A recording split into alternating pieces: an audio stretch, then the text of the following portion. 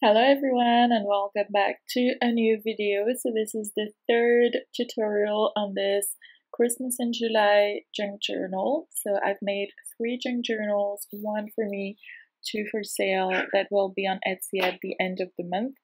And the idea is to really decorate these journals, make them look super nice. And in these tutorials, I will show everything I made to make these journals awesome.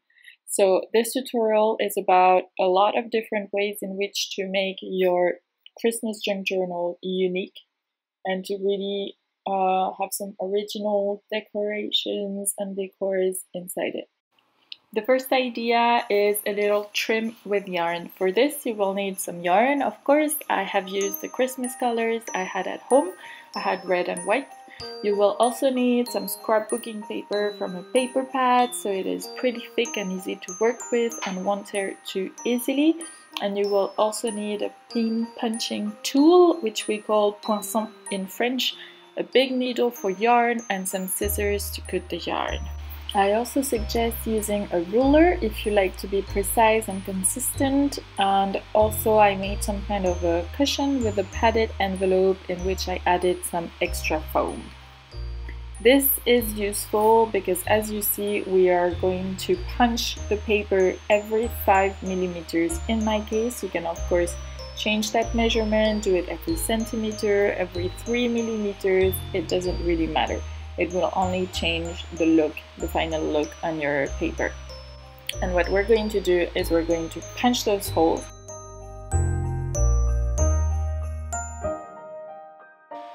all around our page.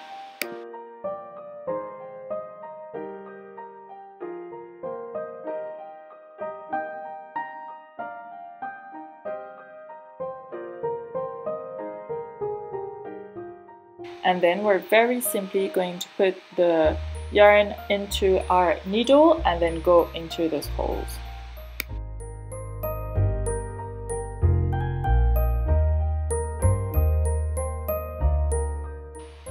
I decided to change from red to white. I thought it looked better on this page. You can use any color you want. And here we're just, as you see, just going around and around and around. There are many different patterns that you can use. You can do crosses, you can do literally just anything. I decided to do it really simple all the way around. It was a lot quicker and I thought it was just fine like it was, and it looked really good. So I just did that. Just let me know in the comments what you think of this little idea that I had and that I used in my junk journals.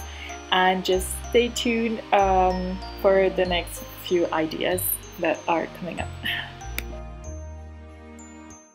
And at the end we're going to secure our work with a little double knot. If you want, you can also add a little drop of glue, but since it's yarn, for me double knot is enough. And then we're gonna cut off the little bits that are left there.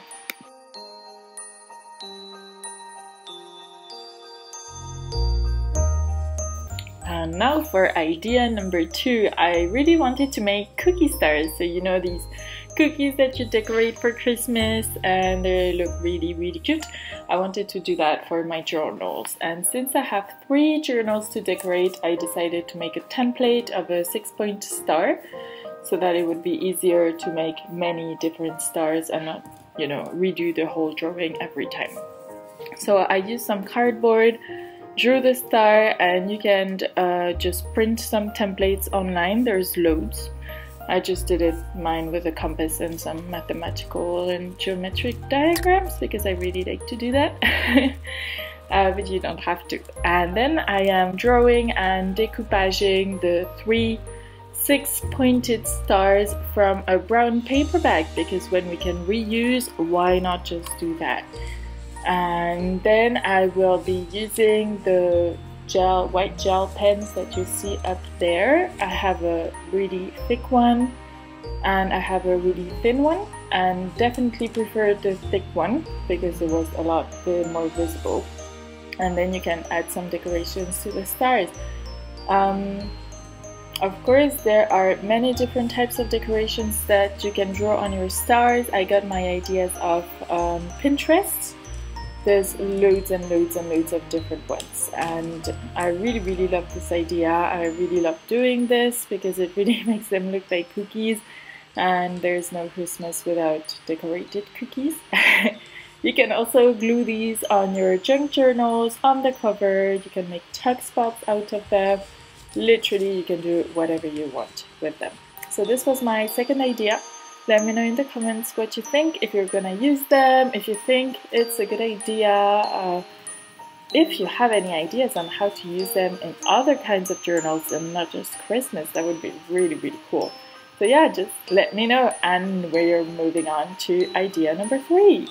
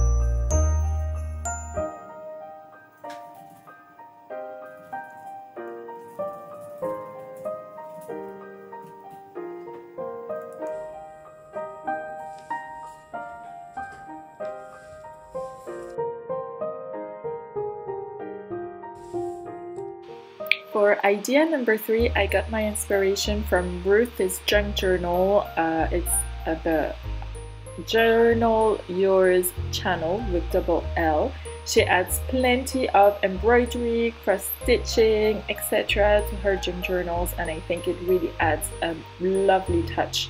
It's her, well, she's making more of lap books than junk journals. Anyways, so I really wanted to try that, and now I can tell you that I'm definitely going to continue doing that because I thought it was amazing, and it's really I don't know, it's therapeutic. You just really kind of take a break, and you can do that in the sun. It's just really nice. For the embroideries, I went ahead and found some easy tutorials on YouTube, and I loved how those tiny little Christmas trees looked, so I went ahead and did those. I am not a pro, so I definitely would prefer you follow the actual tutorial rather than my first attempt, even if you really like the trees like I do. I will link the tutorials down below, as well as Ruth's channel. She's really worth having a look. It's absolutely amazing what she does, and I would really love for her to send her journals to Europe, because she's in the Philippines and she doesn't do that yet, and I would love to have one. So yeah, this is my little embroidery attempt. Do let me know what you think of it, what you think of this little charming trees. If you have other ideas, there were loads of other little tutorials on YouTube. I just thought the trees were really pretty, so I did those, but you can do a lot more than just trees.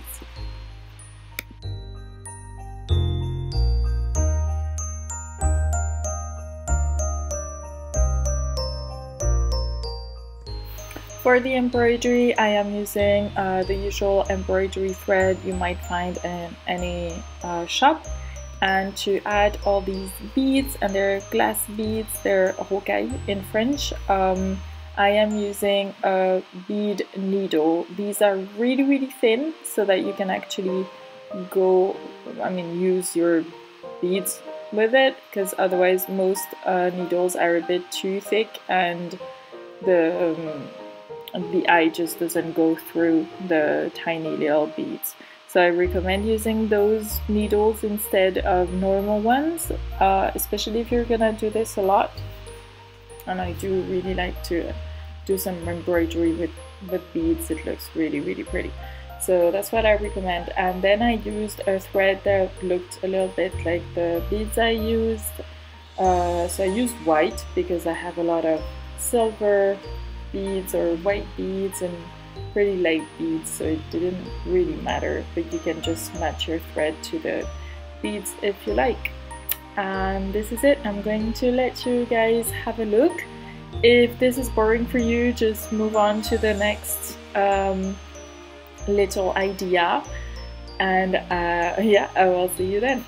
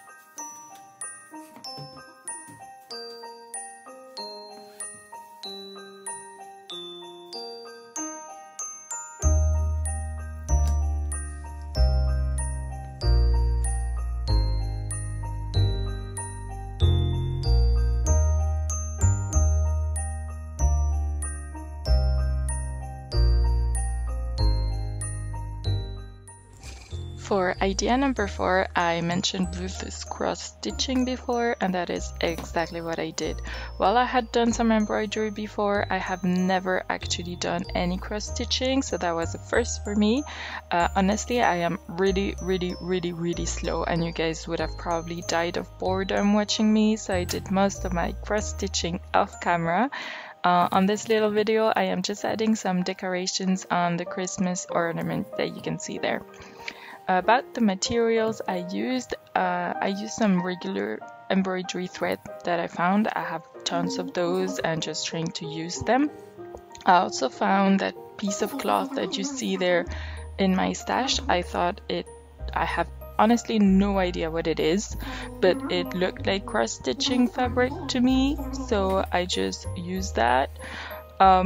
I also found tons of tiny little cross stitching images or tutorials, you know, with the little colored squares on Pinterest. So I followed those and I made little horses with my embroidery thread. I should probably read a manual on how to cross stitch for next time, because I mean it might be a whole mess. If you like cross stitching, if you've done it before, do let me know what you think of my poor technique. And yeah, on to idea number 5.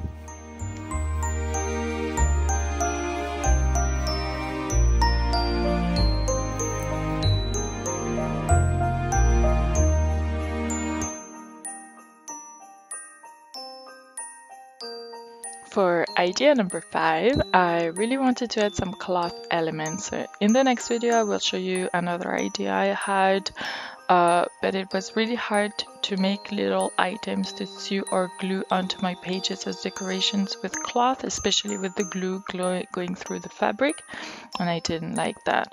So I thought of felt. It's the perfect material, glue doesn't go through, and you can add tiny details, and of course Santa's hat is made out of felt, I think. So it screams Christmas to me. I really thought I had this on camera, but sadly I could not find any footage, so I'm really sorry about this. I'm sure there are tutorials on YouTube, but if ever you could not find what you're looking for, just let me know and I will make a tutorial. What I did is I chose some images on Pinterest or on the web, like a hat, Christmas Santa hat, a present, a stocking, stuff like this. You can print those images if you want, if it's easier for you, and just print them the size that you want them to be. Then you can decoupage, decoupage the base, so the base should be the entire size and shape of your item, and then you cut off the paper with the decorating elements, and you cut off on the felt the decorating elements, and you can either glue or sew onto your felt base. And that's basically what I did, so it's pretty simple.